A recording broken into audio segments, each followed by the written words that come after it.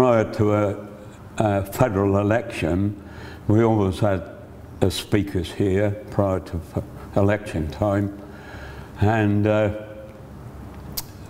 Bill Hayden was the Labour Party leader, and that's an election he should have won, but thanks to one Rupert Murdoch, he missed.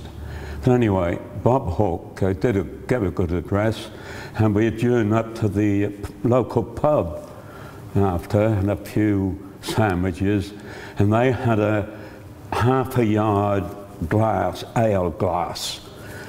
And of course, Bob Hawke was noted. He was in Guinness Book Records. He drank a yard of ale, so they tried him out on that, but on that day he declined. And he said, any of you back horses? And someone said, oh yeah. He said, I'll give you a winner tomorrow at Adelaide. Up it got 7-2. I was in the process of writing one story, and I did write a 2-verse ditty.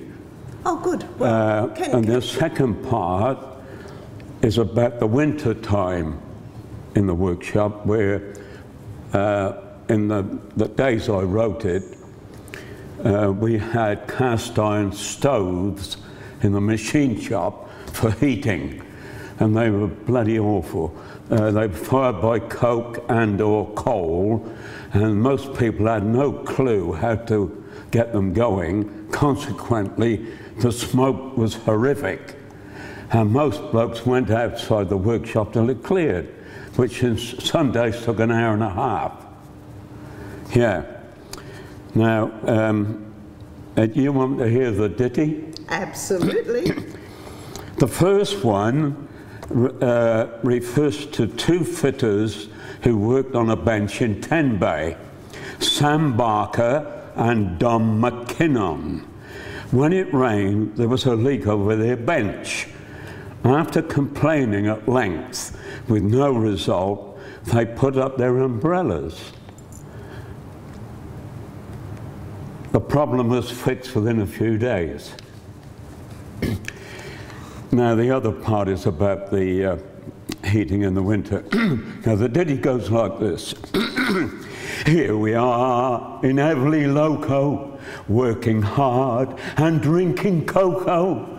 All the blokes are bonzer fellas. When it rains, some put up their umbrellas.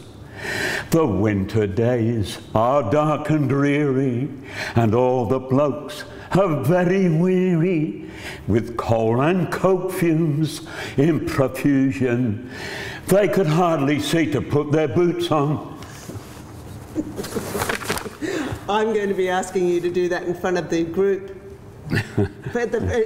when we have our story gathering. All right. Do you do a little bit of poetry writing then?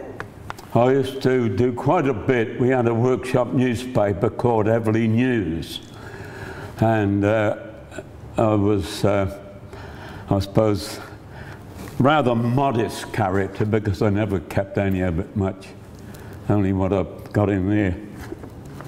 Yeah. Bob, I think that's fabulous. No. I think so. All right. Okay. I'm just going Why? to sit back a bit, just in your chair. Oh, right. Just to keep the shadows off. Well, there's Was it fine? Yeah, it's fine. another story about the workshop dog. Oh, I want to hear that. Now, one day in the mid-70s, a mongrel dog walked into the workshop through Boundary Street Gate. And there was a fitter that was located alongside Boundary Street Gate. He had a little workshop, and he took the dog under his wing. He fed it. At weekends he left food for the watchman, was also stationed at Boundary Street Gate. And at annual leave time, he left money for the watchman to feed the dog. Naturally, this dog became a one-man dog. It followed Bobby Barr, the fitter, everywhere he went. even if he went to a mass meeting, the dog would be during lunchtime, the dog would sit down alongside him. Occasionally, meetings were held at Boundary Street Gate if we felt they would be extended over the lunch break, because that meant you weren't allowed to meet on workshop premises. This day, there was a very contentious meeting, and the meeting took a vote which was very close, and someone called out, a division required.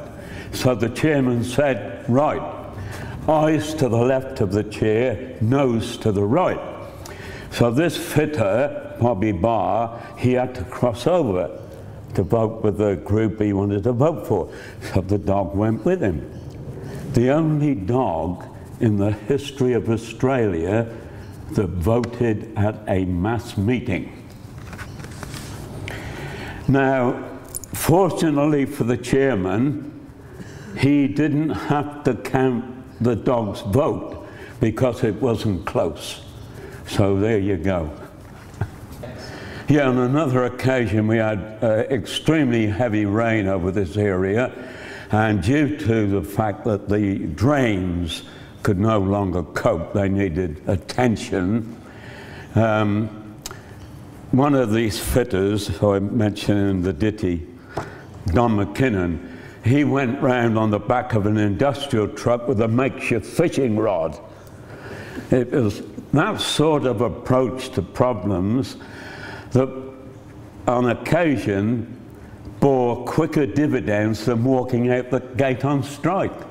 And we had very few strikes at Eveleigh Loco. We generally found a method which got through to the management very quickly. Were you very engaged in the union? You were very engaged? Yeah, well, I was secretary of the Works Committee for 14 years, and I was a representative on the appeals board. The appeals board was composed of an employees rep, a departmental rep, and a chairman with barrister qualifications. Now, a lot of men on appeal, after being sacked or suspended, got their job back. That was a great boon, really. Some men got a second chance, whereas in private industry, there was no second chance.